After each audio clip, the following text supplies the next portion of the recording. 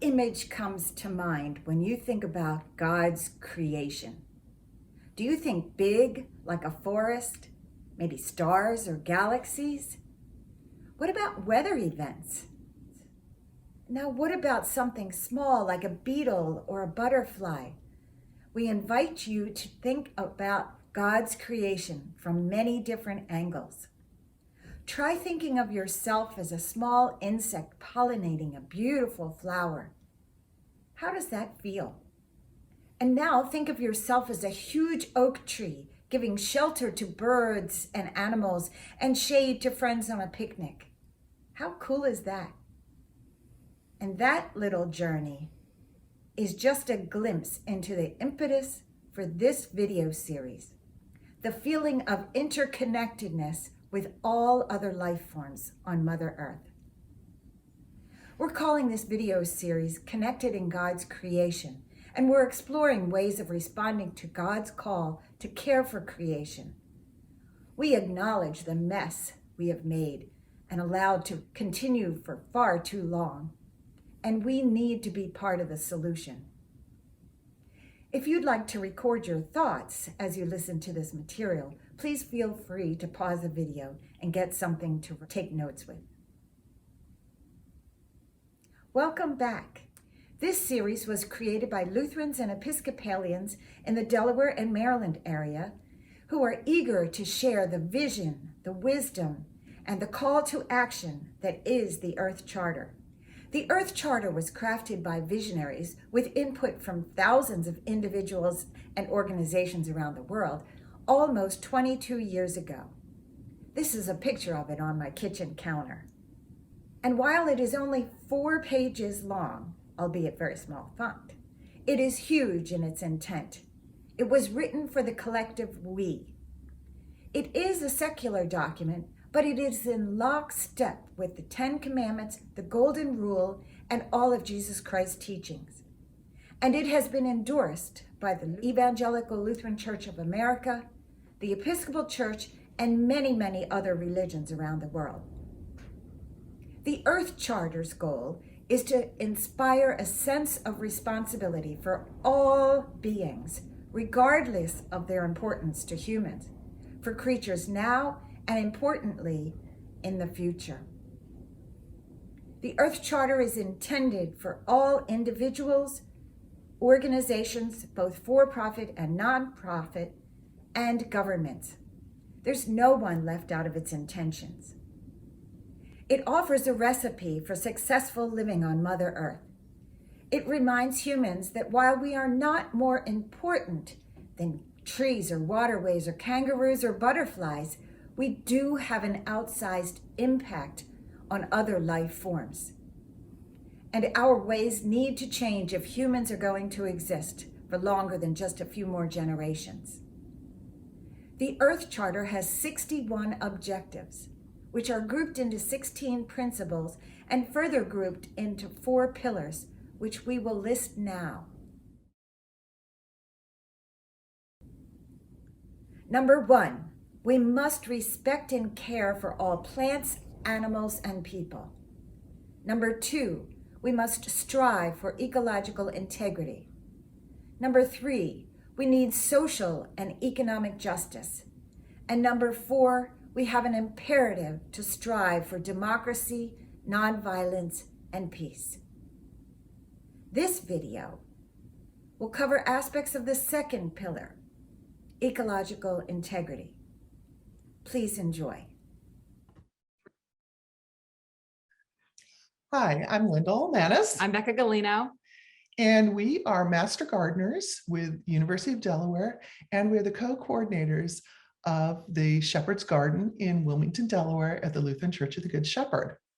We've been asked today to come and do a workshop on starting a faith-based garden in your congregational setting. As Master Gardeners, we are funded by the USDA, and we are non-discriminatory. So why would you want to start a community garden in a faith-based setting?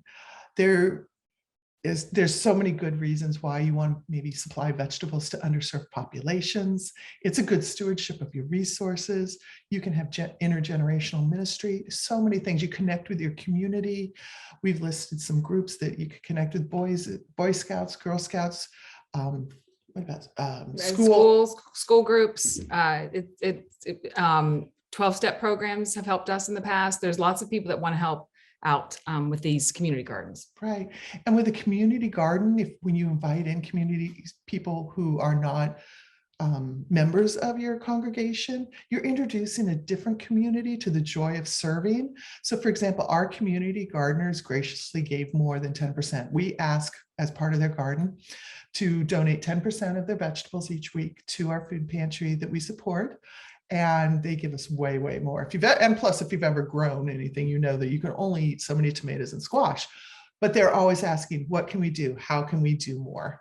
And you can see we love our garden. This is over here on the right is our oldest community gardener. She's how old? 90? Miss Lou's 91. 91. Yeah. We have a donation cart where we ask people, community gardeners, to drop off their donations, and we include the external community to the church, any backyard gardeners. We use our social media to invite them in and drop off their excess vegetables, and we take them to the food pantry as well. So there's so many ways to look outside of your immediate congregation and the people already serving and invite more people in. And it is really a fun way to do that. So this is the process for starting a garden. You just need to listen. You can talk to your congregation, talk to the council. You can talk to the children, the property committee, older adults.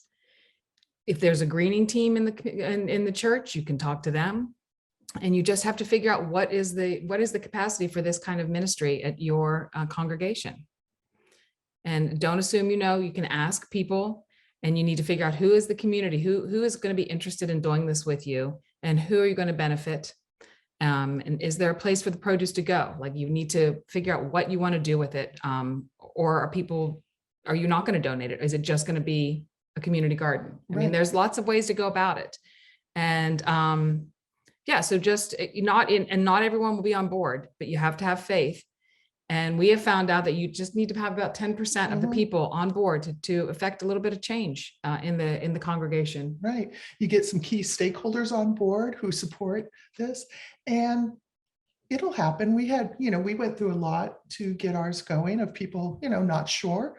Now it's everybody's our biggest fan base. So, you just have to have a little faith. So that's what we do. Yep. So we're going to invite you into an activity right now, and we'd like you to pause your video for a little bit and talk with the group that you're with, or if you're by yourself, ask yourself about some of these stakeholders who might be involved in your garden. Who are some of your congregation supporters that you know of already?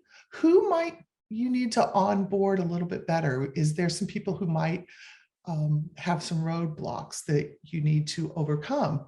What might those roadblocks be? Write them down and you talk about them. And then who might be some of your community partners that you've already talked to, or that you might want to go out and talk to about the process of starting the garden? Take about 5 minutes on this, and then we'll be back and we'll move on. See you in a minute. Okay, welcome back. We hope that this got some creative juices flowing for your garden, thinking about who you can talk to next and some of the things that you might need to figure out beforehand. One thing to know, it's always good to think about what some of the roadblocks might be for people and have a path forward. So when somebody brings it up, you can say, hey, we thought about that. One of our roadblocks was people were like, we don't want it to look messy. So we worked for a year. Yeah, we used weed block, and we talked about it, considered it, and it worked out great. Yeah. And the only way to it is through it. So you just have to start and see how it's going to go. And yeah, a garden is lovely. It's lovely in a different way than grass is. It's better for your environment than grass is, but that is a change of psychology and a change of thought for a lot of people. It is, and that big yard represents prosperity and wealth and neatness, and to have that big mowed lawn, and that's how we need to rethink that in a lot of ways. So think about these roadblocks maybe beforehand, and have a way to come and say, hey, we've thought about this and this is a way through it. So let's give it a try. Yep. So in starting a garden too, one of the most important things is to have a mission statement or a purpose statement, because you're not just gardening for gardening's sake. In a faith-based community, you're there for some other reason. It could be educational, it could be therapeutic, you could be doing it to supply underserved populations. But think about that, it's really important. And then you stay faithful to that as you're working on it. It doesn't mean you're not going to get other benefits out of it, but it's important to continue to consider, what's my mission as you're developing, as you're expanding, as you're inviting other people in. You get all the other good growth benefits too, but it really helps if you do that. So as an example, for the garden that we started, the Shepherd's Garden, our mission statement is joyfully creating space to supply fresh produce to an underserved populations and to develop a community committed to addressing food insecurity together. And that's a mouthful. And we didn't develop that the first day we sat down and thought about the garden. We had the serving the underserved population, fresh produce. That was what we had. That's what we put in our box. And developing the community came as we looked to expand to a community garden. So this is something that changes, but basically we're trying to get as much produce as we can to our food pantry that we serve. Yeah, that's basically it. But then you can also think about your products and your services that happen in the garden. So we have produce. We deliver the vegetables to the food pantry to make it easy. We have our donation cart we talked about. We'd like to be a place where Scouts can do their Gold Award projects or their Eagle Scout projects. Yeah. We've supplied recipes. We've had internships. It's been just a great place. Yeah, we wash, we weigh all the produce before we take it down, so that it's just ready to be given out. We tell them how much we have because they need to keep a record of that, and they're always grateful that they don't have to weigh it. Yeah, mess around with it again. They could just give it right out to the clients, and it's wonderful. So, right. Yeah. In fact, the clients a lot of times are waiting there when we deliver, and they're like, "Oh, good, I got here in time to get the produce." Yeah. So then also think about your community. We have our food pantry is St. Stephen, so our community is the clients there, but also in the wider sense, our Lutheran community, our Lutheran Church of the Good Shepherd congregation, and our Delaware-Maryland Synod, because we work with the Hunger Task Force, and we've connected now with many community gardeners across the Synod. Local businesses are some of our partners, and expert advisors. We take lots of expert advice. It's always good to talk about that.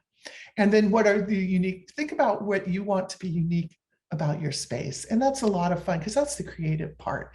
All right, so we said creative inclusivity, hospitality. We love to do harvest parties.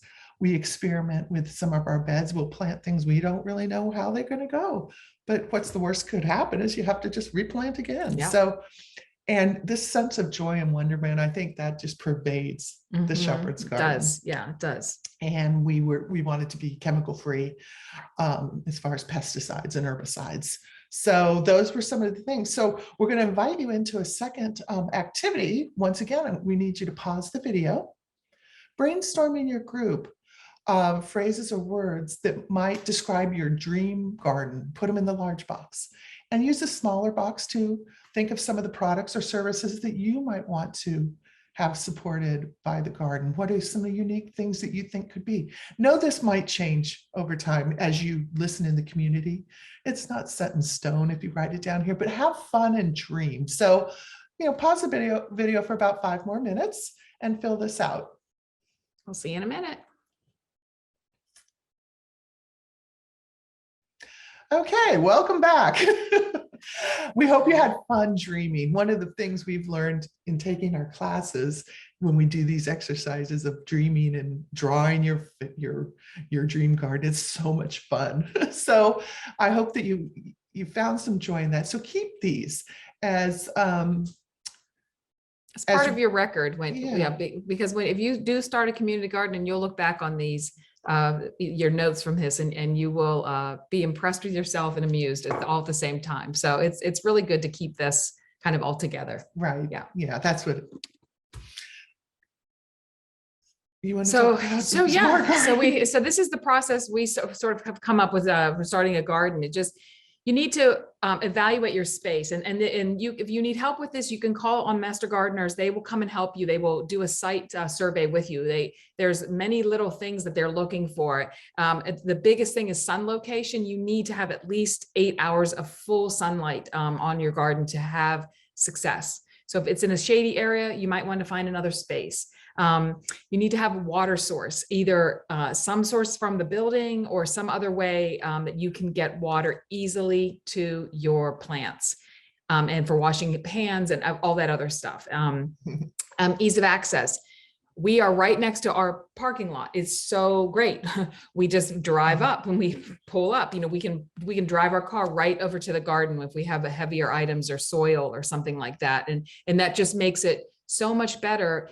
You don't want to already put yourself at a disadvantage by making it difficult to get to your garden. So these are just set yourself up for success.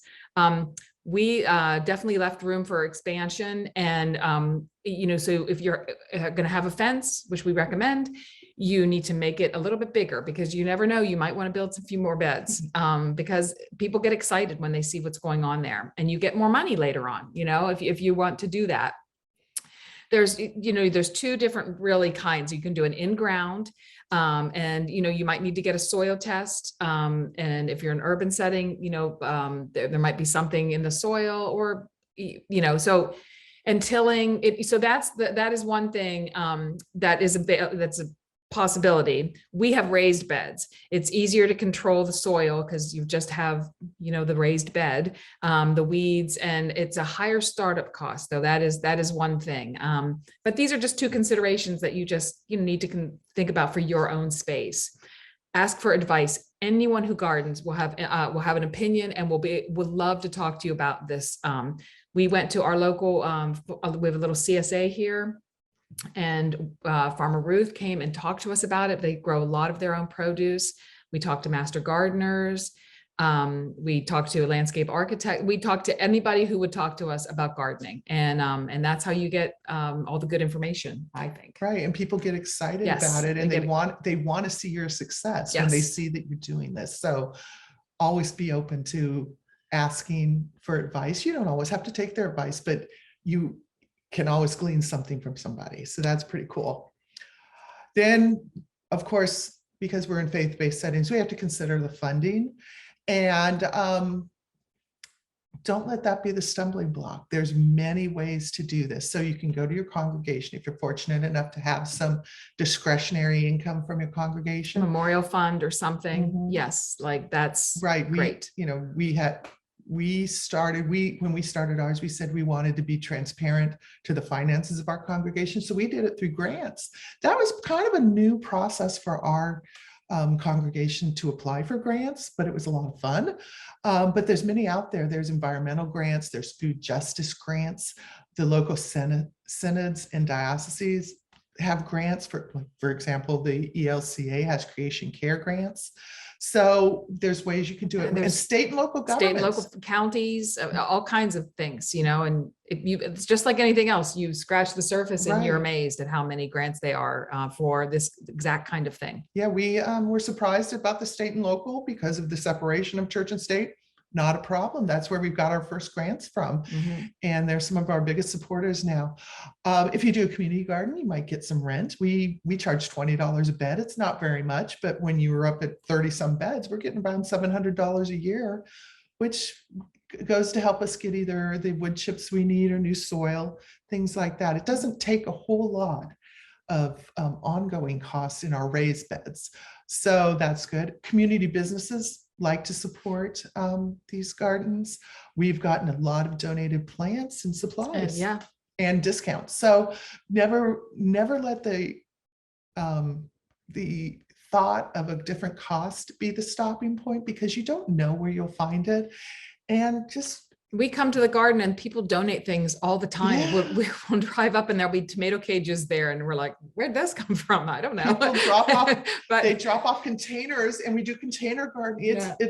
It's really kind of cool. yeah, so I mean, it just becomes a thing and Yeah. people know it's there and they want to give. So yeah. So, and definitely we're going to put our email in at the end. We have a lot of the information of how much it costs to build a bed and what the startup costs for that and what are some of the ongoing costs. So you can evaluate, you want to evaluate what your startup cost is and then your ongoing costs, and then think about expansion and things like that. So, But then just start. You start, take the leap of faith. If you build 2 beds, Yep. just take that leap of faith. What's the harm?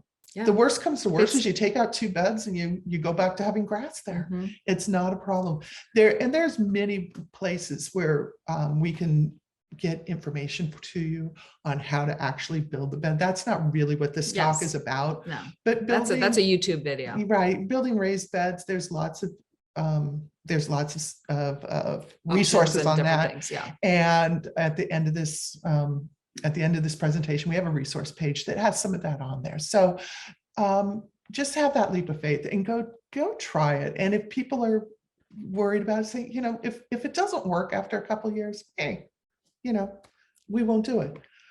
So in our experience, we just wanted to summarize our most important hits for starting the garden. Know your community and mission. Hope you guys got that out of it. Yes, have a water source. That's so important. Yes. Getting your soil tested if you're going to go in ground is very important, especially if you're in an urban setting, because you have disturbed soil. It's not pristine. Yes, So and that can be done through the Master Gardeners at the Cooperative Extension Right. Program at any state university. And some of the better nurseries, not the big box stores, they'll have the Master Gardener soil test kit there for you, where you can Yes. just pick it up and then mail in your Nailed test. it. Start small, set yourself up for success. That's what Yeah. you'll want to do. That is probably the biggest thing that we could say. Do not overextend yourself, because you want success and you want people to want to do this. So you don't want to overwhelm everybody the first year and have them get to August and say, I never want to see the garden again. Yeah, Because exactly. you'll feel that way. August is a hot month and it's hard to garden, but Mhm. you start small and you plant crops that can be successful in your area easily. Tomatoes, peppers, squash, those are like our cash crops. And boy, when they start growing, and especially you invite the kids out to do it, they're just having a blast Mhm. watching that. Yeah, We plan for weed control. We use weed barrier because that made it our life easy, because we did have people who were concerned about the face we were putting out to the community. And this was new. This wasn't just doing grass. So we use weed control. That's the black cloth that you see over there on the upper right. with the kids. Yeah. The kids are planting in there. You just use a little knife, you cut a hole in it, you plant your plant in there and it grows, and no other weeds grow. It's the best stuff. I use it at my home now. Yeah. And celebrate success of the garden and have fun. We have harvest parties. You can see Ron down here is getting ready to take the produce down to the food pantry. That's his favorite job. And there's a picture of all the stuff that we had collected that day. And we also have a little library on our grounds, and it's just, it just becomes a place of joy and peace and Yeah. fun, and people, you love to see the other community gardeners, and they make friends and, have relationships. It's just a wonderful Right. thing. So yeah, It- there's a lot to be happy about. It has really changed our congregation in Mhm. so many ways. We're now the church with a garden. I go to my doctor. My doctor goes, "Oh, that's your church, the church with a garden." Think, Becca, you went to an antique shop in Pennsylvania, and they're like, "Oh, they're Oh the yeah, church I with a know garden." that garden. Yeah, yeah. So it really puts a different face, and it's a lot of fun. So we have some other tips coming up about other community connections, but these are some important things to do to start the garden. So the grant process, we've talked about grants a little bit. But when you're applying for grants, start local. They're easier to do. They're less detailed, less paperwork. They want to give you money. Don't start, the USDA gives out money, but there's a lot more paperwork when you deal with the federal government than if you're dealing with the local government. Mhm. Make sure you have a good story and answer what's asked. It's kind of like an SAT question. Answer the question that's asked and stay on topic. Have good estimates of the resource needed. And you can use existing plans. We have a lot of good estimates that we've used, and we share them with people. We always add a 10% cushion because you never know. Something always comes up that you need to do. You have to take out a rock, or you have to buy some cement to cement in a state. Yeah, and you want to feed your volunteers and all of that. So yeah. And when you're managing the grants, it's really not hard. I wouldn't want you to be, anybody to be intimidated by that, but look at the type of grant it is. Is it a direct funding? Are they going to give you a check? Is it a matching grant where you have to show that your church or faith community provided the same amount? Or is it a reimbursement grant? Those are some of the basic kinds. Determine the documentation that you need. Do you need pictures and logs of hours if you need to have volunteer service hours in there? And think about photo releases. If they're requiring pictures at the end, you need to have releases from your volunteers. So just plan ahead. Save all your receipts. Note on it what the purpose was. This just makes life easy at the end. Know the date when the paperwork is due. So, they don't want it the day after. So particularly if it's a governmental grant, they have deadlines. So, just make sure you get it in by then. Get it in a little early, because if you're missing something, then you have time to fix that up. And as you're doing the program, your project, write down some of your observations or inspirations or quotes from some of your volunteers. They make a great story for when you're writing up your final report, because most of these need a final report of how did you do, what happened. We always, like Becca had said, we weigh our produce so we can put in our final report by putting in these X amount of beds. We were able to do 2,000 pounds of vegetables or something. So, keep some information. It's not a lot, but it will help at the very end. So do your grants. And we were amazed at our first grant we wrote. We wrote for $1,000. And then there was another one that would match up to 1,000. We said, no, we only want to do $1,500 worth. Well, they came back and said, make your garden bigger. We want to give you $2,000. And that was just hysterical. We're like, oh, this is how grants work. They give you more. Yeah. It's not how grants work in general. But they were excited about the project. Yeah. And it's been eye-opening for other projects within our congregation too, that now we look for other ways to fund things, because in reality our congregation has gotten smaller and money is, we're very careful with our money, so we look for other ways. So that's one way to do that. We wanted to talk about this third and final activity. We have more going on after this activity, so to come back, but once again, pause your video and write a plan for your next 3 steps in your project process. For example, I need to walk the site and determine where I'm going to place the garden. We need our congregational council to get buy-in. So how are we going to do that? Do I need to get on the schedule? And I'm going to look online so I know the possible grants. I think, Becca, you have the best question for this. What would your... It's so simple. What's it going to take? What will it take to make this happen? And that's it. What's it going to take? So go ahead and pause, think about that, and we'll be back. And we're back. So we wanted just to do a really quick inspirational study of our church and tell you about it. First of all, we are a 60-plus-year-old congregation in North Wilmington, Delaware, and we have a strong history of supporting our community partners. And as you know, the nature of financial support for a lot of agencies has changed.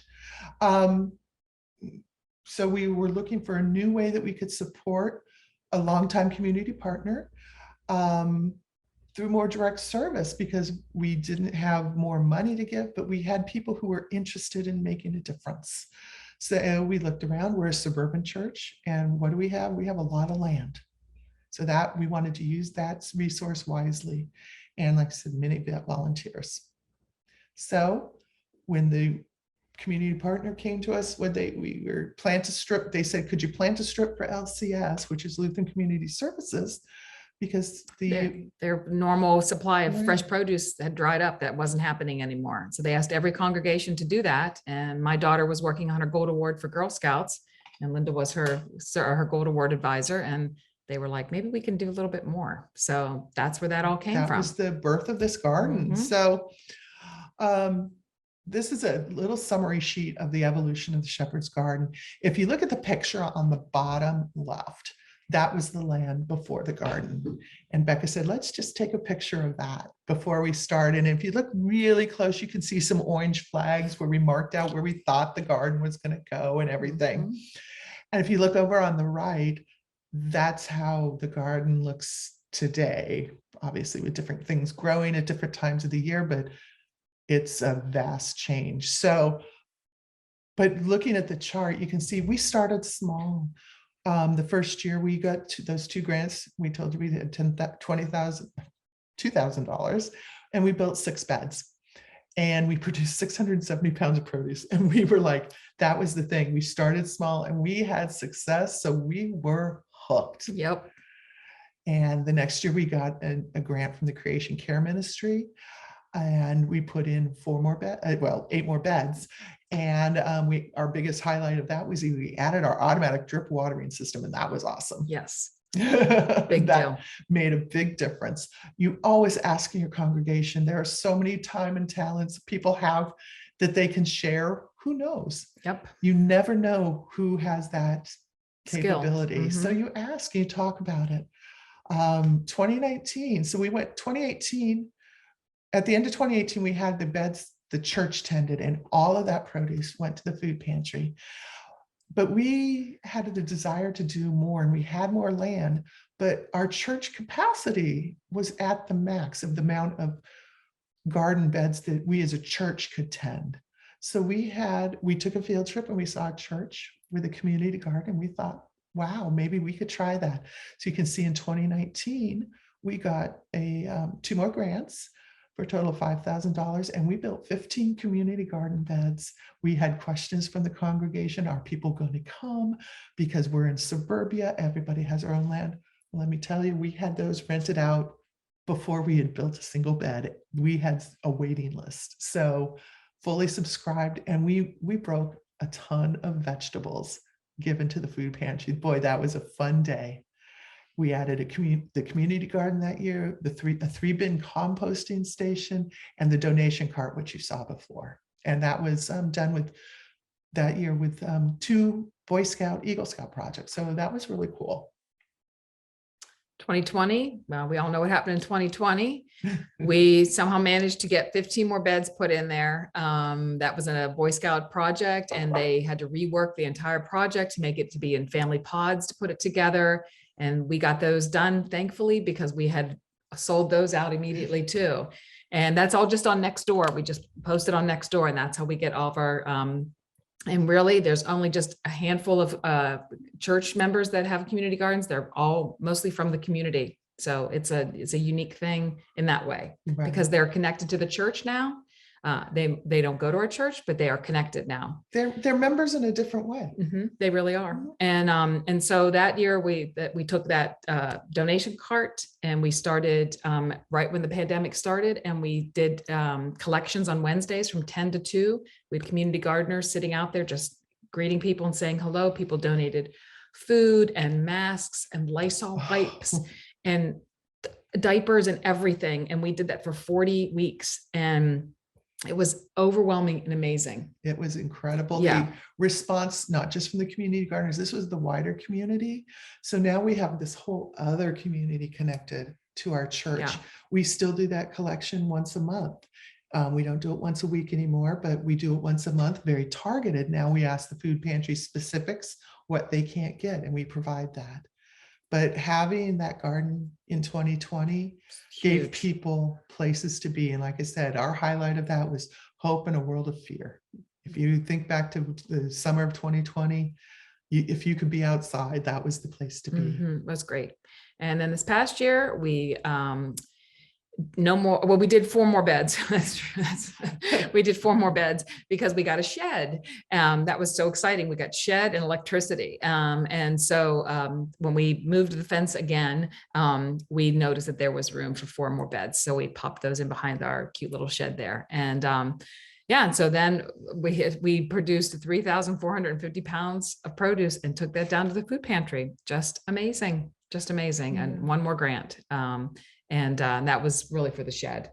Yeah, we got 2. We got one from the local government, and we got one from our endowment at our church. But the thing is, the reason we show this chart in this way is we started small. Yes. If you would have told us that we were going to have 34 community garden beds to manage plus 2017, we would have said no way, No way. we would have run. But No. we started Yes. very small, and it just was a natural progression. So Yeah. who knows? We don't know where we'll be. We think we're done, but you never know. We're always open to more possibilities. Mhm. So think of your space, put in 1 or 2 beds, start small, and see where it goes from there. These are some of the unexpected success stories, and these are what the congregation loves. And this is what drives Becca and I. This is our happy place, but it's become like almost a holy space. We have benches added because we found out some of our longtime church members would just go out and sit and reminisce about when they gardened. They couldn't necessarily garden now, but they shared their experiences. So we put some benches out there, and now we put chairs out. Becca's the queen of buying chairs at estate sales, and we have quirky little chairs sitting all around so people can take a rest, because it is a lot of work. Yeah, there's the donation cart. We just talked about that. We touched on the local businesses that support us, and it's just amazing. They will call us and say, "Oh, your stuff's dry," or something knocked over. You know, if they're driving down the road, it's so that people take ownership of it. It's amazing. And again, the clients, they love when they get the produce. They talk about the produce that's coming in. They talk about recipes that they had when they were children, and it's just beautiful. It's really amazing. There's a connection. It's not an us and an them. It's we're working together. We hear about their memory foods or their mommy's recipe, and it's just beautiful. It's amazing. And we're going to show you a little video. So sit back and enjoy. This is done in 2021, so our garden wasn't total. We don't have the shed in, but I know this was done in 2020. 2020. Yeah. So enjoy.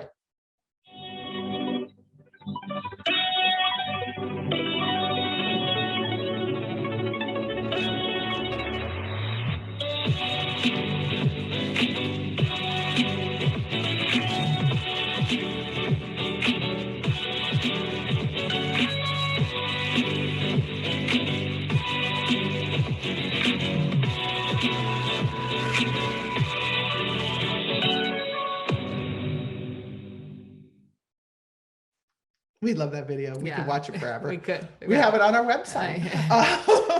But it was a neighbor. Once again, somebody goes, "Oh, I have a drone. I'll come take pictures." So you never know. People are connected in crazy, crazy ways. Yeah.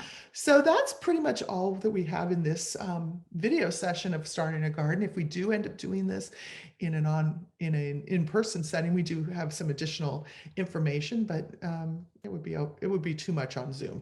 So you know that you have cooperative extension resources, University of Delaware, it's co-op extension, and you can get lots of different information there. University of Maryland, you can go online and get their cooperative extension information. The resources that we used it's really funny, the ELCA, the Evangelical Lutheran Church of America, has a resource on starting a garden, which we never knew about. It was kind of fun once we found it after we were 5 years into it to say, "Hey, look, we followed their process." But it's a great little resource. It's a great resource. In the middle there, that's our website where you can visit the Shepherd's Community Garden and see what else is going on there. And we have an email address. You are welcome to email us with any questions, and we would share anything with you. So we hope you've enjoyed this. Yeah, it was fun. Thanks for having us. Yep. And we hope to see you in person sometime. Yes, happy gardening.